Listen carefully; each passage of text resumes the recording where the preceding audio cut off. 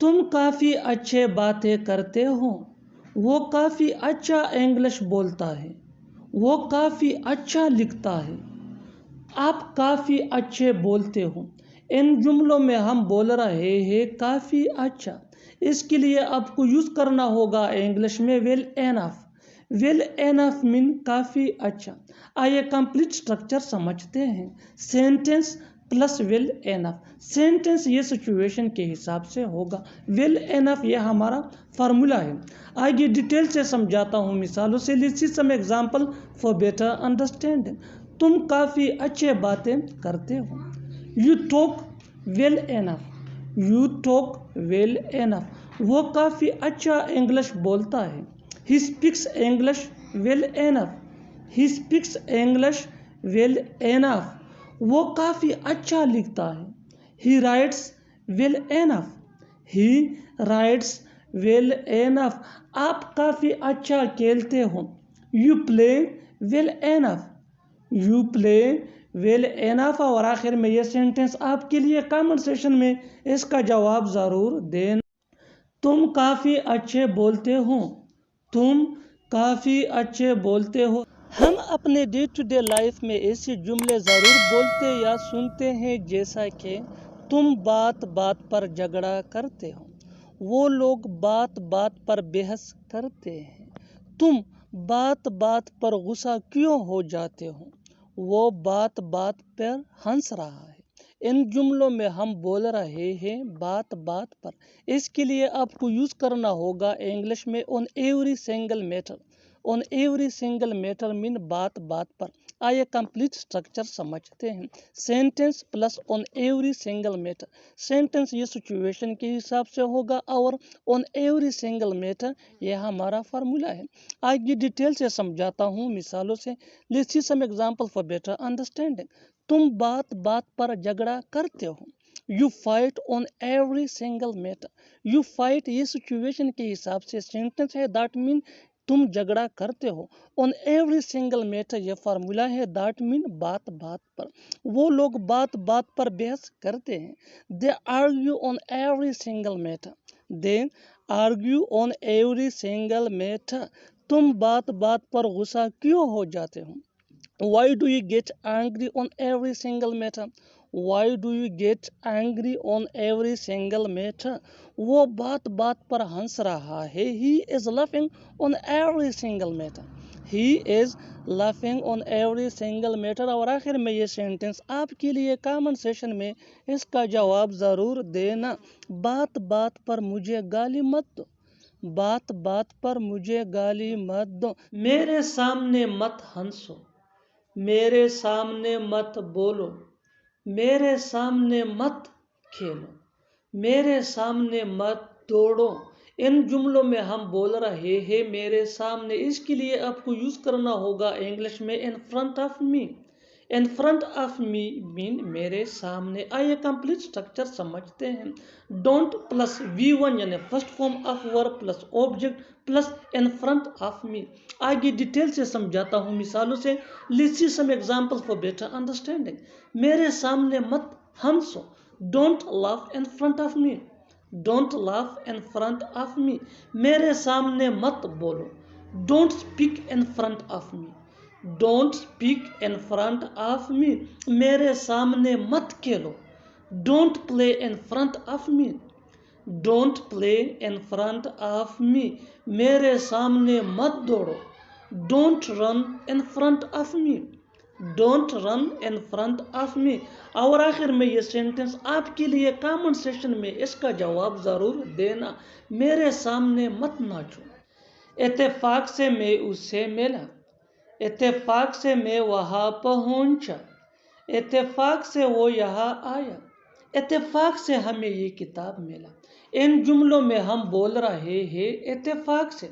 इसके लिए आपको यूज़ करना होगा इंग्लिश में by chance. By chance mean इत्तेफाक से।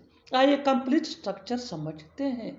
By chance plus comma plus sentence. Sentence ये सिचुएशन के हिसाब से होगा। आज ये डिटेल से समझाता हूँ मिसालों से। Let's see some example for better understanding. इत्तेफाक से मैं उससे मिला। By chance I met him. By chance I met him, इत्तेफाक से मैं वहाँ पहुँचा। By chance I reached there, by chance I reached there. By chance ये फार्मूला है, दैट मीन इत्तेफाक से। आई रीच्ड देयर ये सिचुएशन के हिसाब से सेंटेंस है। इत्तेफाक से वो यहाँ आया। By chance he came here, by chance he came here. इत्तेफाक से हमें ये किताब मिला, इत्तेफाक से हमें ये किताब मिला। By chance we found this book, by chance we found this book. और आखिर में ये सेंटेंस आपके लिए, कमेंट सेशन में इसका जवाब ज़रूर देना। इत्तेफाक से मैंने उसे देखा, इत्तेफाक से मैंने उसे देखा। कैसे कहूँ कि मैं फेल हो गया, कैसे कहूँ कि वो नहीं आएगा, कैसे कहूँ कि मैं वहाँ नहीं जाऊँगा, कैसे कहूँ कि उसने तुम्हें गाली दी। इन जुमलों में हम बोल रहे हैं कैसे कहूँ कि। इसके लिए आपको यूज़ करना होगा इंग्लिश में how do I say that. How do I say that mean कैसे कहूँ कि। आइए कंप्लीट स्ट्रक्चर समझते हैं। How do I say that plus sentence, sentence ये सिचुएशन के हिसाब से होगा। आगे डिटेल से समझाता हूँ मिसालों से। Let's see some example for better understanding. कैसे कहूँ कि मैं फेल हो गया, डेली रूटीन का कॉमन सेंटेंस है। How do I say that I have failed, how do I say that I have failed. कैसे कहूँ कि वो नहीं आएगा, how do I say that he will not come, how do I say that he will not come here in this sentence. How do I say that यह formula है, that mean कैसे कहूँ कि। And he will not come ये situation के हिसाब से sentence है, दैट मीन वो नहीं आएगा। कैसे कहूँ कि मैं वहाँ नहीं जाऊँगा, how do I say that I will not go there, how do I say that I will not go there. कैसे कहूँ कि उसने तुम्हें गाली दी, how do I say that he abused you, how do I say that he abused you. और आखिर में ये सेंटेंस आपके लिए, कमेंट सेशन में इसका जवाब ज़रूर देना। कैसे कहूँ कि उसने मुझे मारा। हमारे समाज में कुछ गड़बड़ है, मेरे मोबाइल में कुछ गड़बड़ है, आपके दोस्त में कुछ गड़बड़ है, कुछ गड़बड़ है। इन जुमलों में हम बोल रहे हैं कुछ गड़बड़ है। इसके लिए आपको यूज़ करना होगा इंग्लिश में there is something wrong with, there is something wrong with mean कुछ गड़बड़ है। आइए कंप्लीट स्ट्रक्चर समझते हैं। There is something wrong with plus other words. आगे डिटेल से समझाता हूँ मिसालों से। Let's see some example for better understanding. हमारे समाज में कुछ गड़बड़ है, there is something wrong with our society, there is something wrong with our society. मेरे मोबाइल में कुछ गड़बड़ है, there is something wrong with my mobile, there is something wrong with my mobile. आपके दोस्त में कुछ गड़बड़ है, there is something wrong with your friend, there is something wrong with your friend. कुछ गड़बड़ है, there is something wrong, there is something wrong. और आखिर में ये सेंटेंस आपके लिए, कमेंट सेशन में इसका जवाब ज़रूर देना। कार में कुछ गड़बड़ है, उसने मुझे जाने नहीं दिया, तुमने उसे खेलने नहीं दिया, तुमने मुझे पढ़ने नहीं दिया, हमने उसे सोने नहीं दिया। ऐसे जुमले हम रोज़ बोलते या सुनते हैं। इन जुमलों के लिए इंग्लिश का यह स्ट्रक्चर यूज होता है। Subject plus did not plus let plus object plus V1 यानी फर्स्ट फॉर्म ऑफ वर्ब। आगे डिटेल से समझाता हूँ मिसालों से। Let's see some example for better understanding.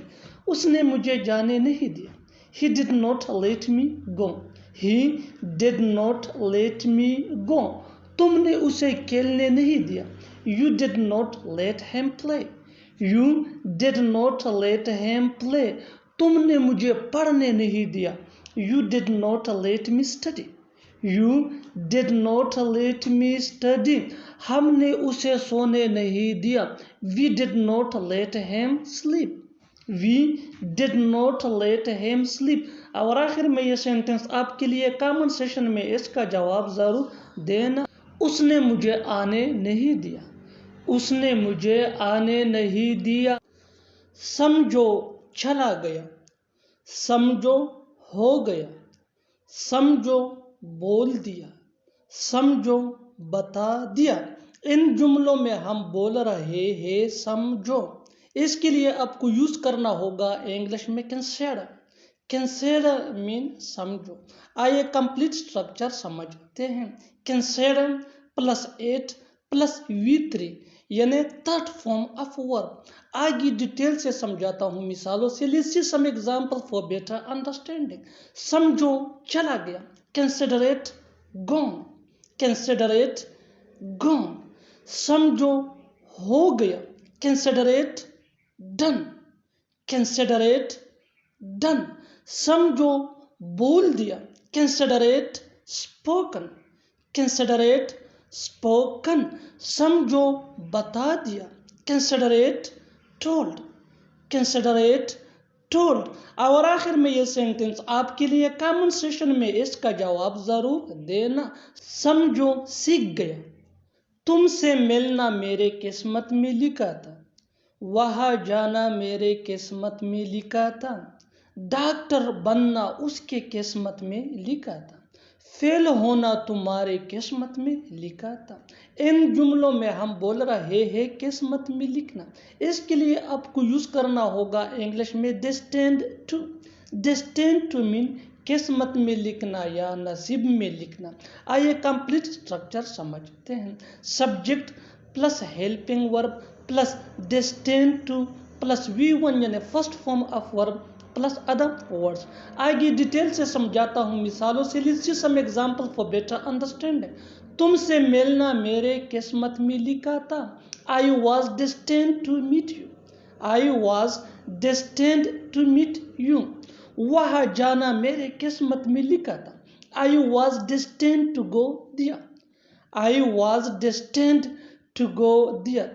Doctor बनना उसके किस्मत में लिखा था, he was destined to be a doctor, he was destined to be a doctor. Fail होना तुम्हारे किस्मत में लिखा था, you were destined to fail, you were destined to fail. और आखिर में ये सेंटेंस आपके लिए कमेंट सेशन में इसका जवाब जरूर देना। यह आना तुम्हारे किस्मत में लिखा था, यह आना तुम्हारे किस्मत में लिखा था। खाना खत्म हो गया है, चीनी खत्म हो गई है, आटा खत्म हो गया है, दूध खत्म हो गया है। इन जुमलों में हम बोल रहे हैं खत्म होना। इसके लिए आपको यूज करना होगा इंग्लिश में run out. Run out mean खत्म होना। आइए कंप्लीट स्ट्रक्चर समझते हैं। Subject plus helping verb plus run out plus other words. आगे डिटेल से समझाता हूँ मिसालों से। Let's see some example for better understanding. खाना खत्म हो गया है, खाना खत्म हो गया है, the food has run out, the food has run out. दूध खत्म हो गया है, milk has run out, milk has run out. आटा खत्म हो गया है, the flower has run out, the flower has run out. चीनी खत्म हो गई है, the sugar has run out, the sugar has run out. और आखिर में ये सेंटेंस आपके लिए कमेंट सेक्शन में इसका जवाब जरूर देना। मोबाइल की बैटरी खत्म हो गई है, मोबाइल की बैटरी खत्म हो गई है। Subscribe English page for more advance English sentence structure. Thanks मन।